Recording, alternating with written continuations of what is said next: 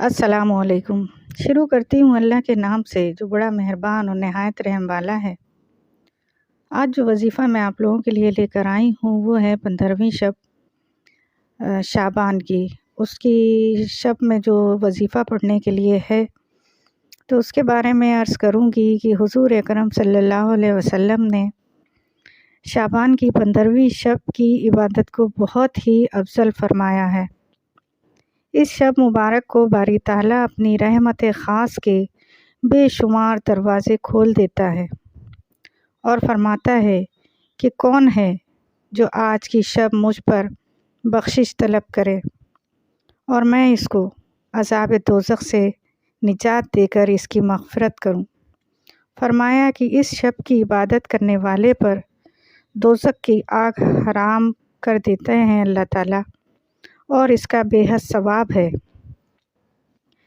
تو اس لیے آپ کو اس شب قدر میں تمام عبادات کا بڑا اہتمام کرنا چاہیے اور آپ کو نوافل کے ساتھ اپنی قضاء عمری بھی ادا کر سکتے ہیں۔ جن کی جو نمازیں پچھلی قضا ہو گئی ہیں ان کو بھی آپ ادا کر سکتے ہیں۔ اس میں تلاوت قرآن کریں، اس میں درود کی تسبیحات پڑھیں اور جس قدر آپ عبادات میں شامل و مشغول رہیں گے کہ آپ کو اتنا ہی ثواب ہے۔ کہ اس رات کے بارے میں کہا جاتا ہے کہ اس رات میں ہمارے نامہ اعمال پیش کیے جاتے ہیں اور آنے والی سال کے جو بھی فیصلے ہوتے ہیں وہ اللہ تعالیٰ فرماتے ہیں کہ کس کو کیا ملنے والا ہے، اور یہ زندگی اور موت کے فیصلے بھی اسی رات میں کر دیے جاتے ہیں۔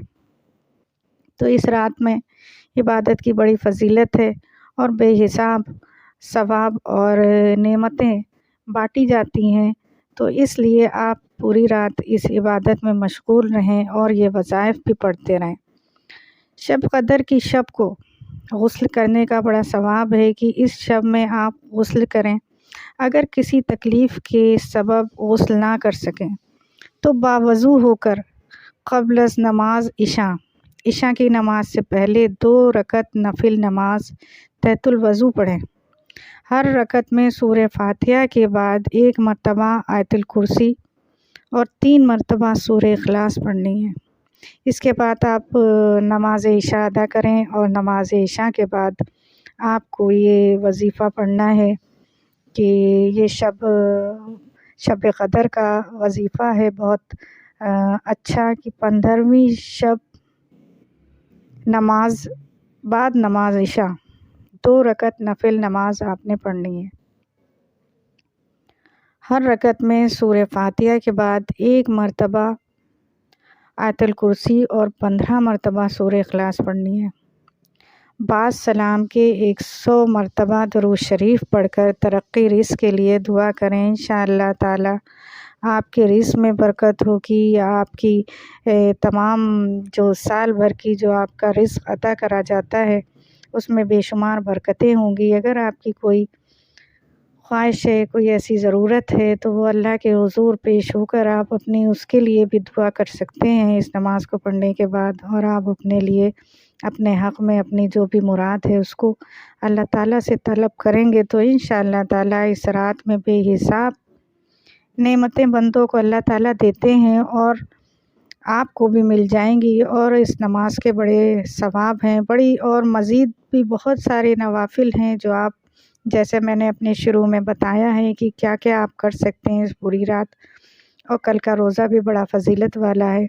تو آپ پوری رات عبادت کے بعد کل کے بعد روزہ بھی رکھیں اور انشاءاللہ تعالیٰ آپ اس شب قدر کی تمام خوبصورت رات سے فیضیاب ہوں، اور جو ہے آپ اس رات کی اہمیت سے واقف نہیں ہیں، ہم نہیں ہیں واقف کہ اس کی اہمیت کیا ہے۔ یہ تو چند چیزیں ہیں جو بتائی گئی ہیں ہمیں اور جو شامل ہیں ہماری عبادات میں چیزیں، ان کو کرتے رہنا چاہیے۔ اپنے بچوں کو بھی تلقین کرنا چاہیے کہ یہ نماز اور نوافل کا اہتمام کریں اور پڑھیں، تو انشاءاللہ تعالیٰ اس وظیفے کو کریں گے اور یہ ساری چیزیں پڑھیں گے تو آپ کی تمام مشکلیں دور ہوں گی، آپ کے پاس رزق کی اور دولت کی بے شمار فراوانی ہوگی اور اللہ تعالیٰ اپنے بندوں کو اپنے در سے کبھی مایوس کبھی خالیات نہیں لوٹاتے، اور اس رات میں تو خود بیان کرتے ہیں کہ کون ہے جو مجھ سے طلب کرے، تو بے شمار آپ کو چیزیں ملنے والی ہیں، اور وہ بہت بخشش والے ہیں، ہر چیز بخش دیں گے آپ کو جس کی آپ کو طلب ہوگی۔ تو انشاءاللہ تعالیٰ آپ جو ہے نا اس وظیفے کو پڑھیں اور پھر دیکھیں کہ پورے سال آپ کی زندگی میں کس قدر برکتیں ہوتی ہیں۔